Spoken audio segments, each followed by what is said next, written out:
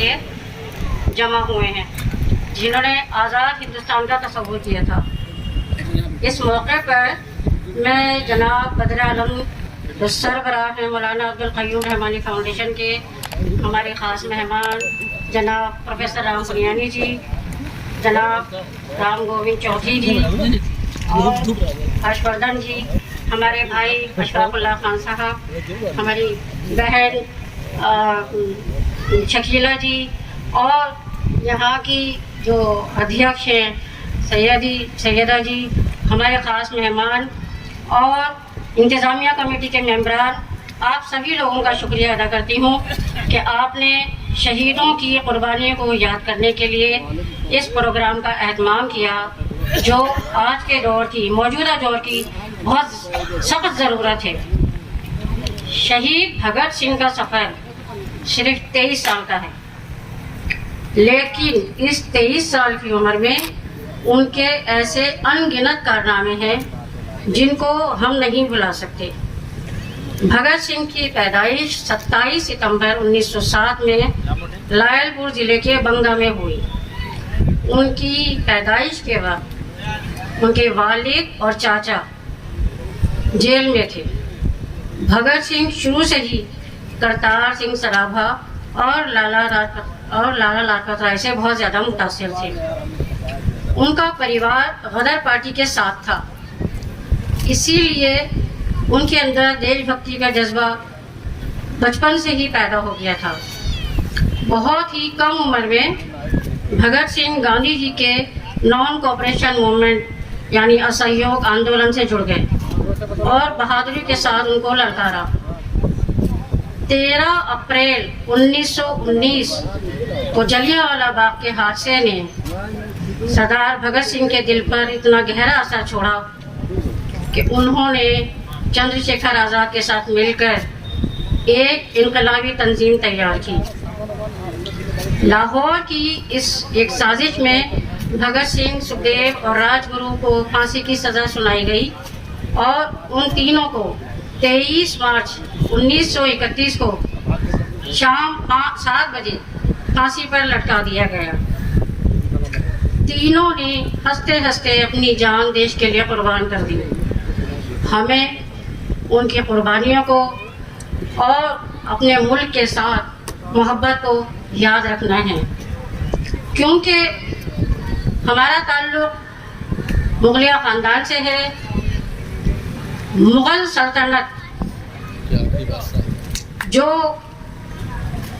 300 साल से ज़्यादा जिन्होंने हुकूमत की, जिसकी शुरुआत 1507 में हो गई थी, उस दौर में मुग़ल बादशाहों ने हिंदुस्तान की जीडीपी को इतना मजबूत बना दिया कि एक रिपोर्ट के मुताबिक 17वीं सदी में मुग़ल बादशाह अकबर के ज़माने में जीडीपी 17.5 मिलियन पाउंड तक पहुंच गई थी, जबकि उस वक्त ग्लोबल जीडीपी में हिंदुस्तान का हिस्सा 25.9% था।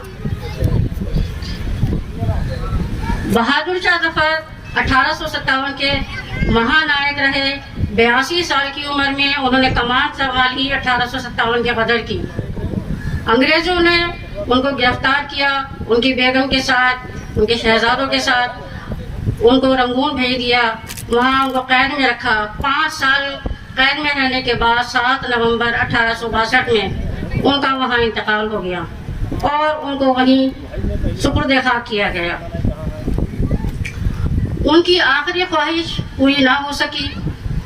उनका कहना था कि मुझे हिंदुस्तान की सरजमी पर ही दफन करना है, लेकिन उनकी इस आरज़ू को हम आज तक भी पूरा नहीं कर पाए हैं। अकबर की हुकूमत के दौरान 1556 से 1605 तक आज के मुताबिक लगभग 10.6 अरब डॉलर का सालाना टैक्स इकट्ठा होता था।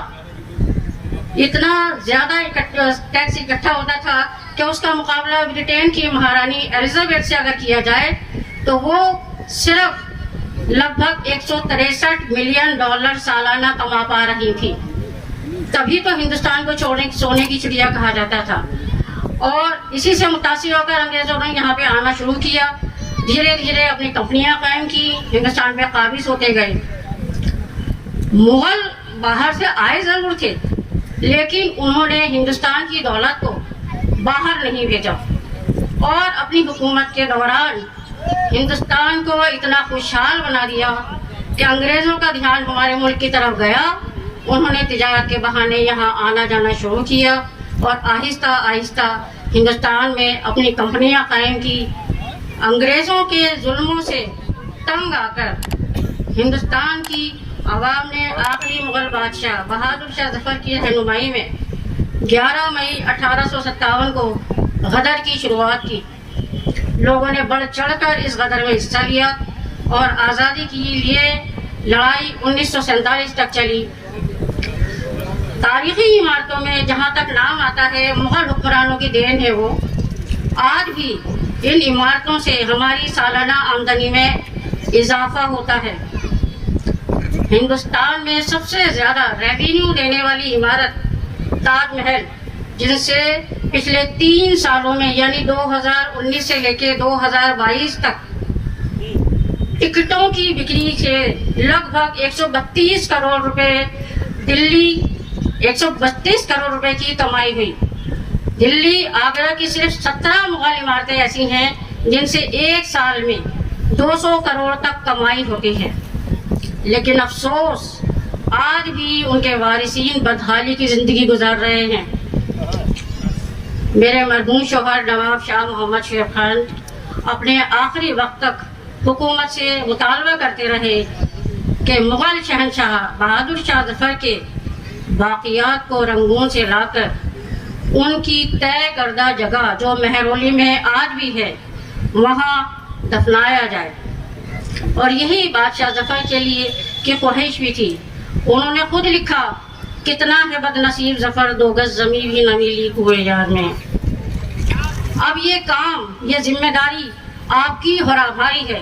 ہم سب کو مل کر اس کام کو آگے بڑھانا ہے، ان کی خواہش کا احترام کرنا ہے، ان کی خواہش کو ہمیں انجام تک پہنچانا ہے۔ آخر میں یہ صرف 4 لائنیں آپ کے سامنے رکھنا چاہتی ہوں۔